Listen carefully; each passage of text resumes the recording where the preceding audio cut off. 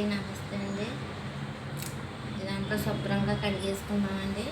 ఇలా వదిలేసుకుంటున్నాము నిలవ పచ్చడికి. ఫ్యాన్ కింద ఆరబెడుతున్నానండి.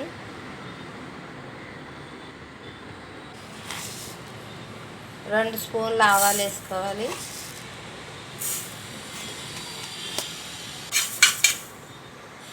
స్టవ్ కట్టేసుకోవాలండి. బాగా అయిపోయిందండి. మిక్సీలో వేసుకోవాలి. కొత్తిమీర దగ్గరికి అయిపోయిందండి. ఆయిల్ తేలుతుంది.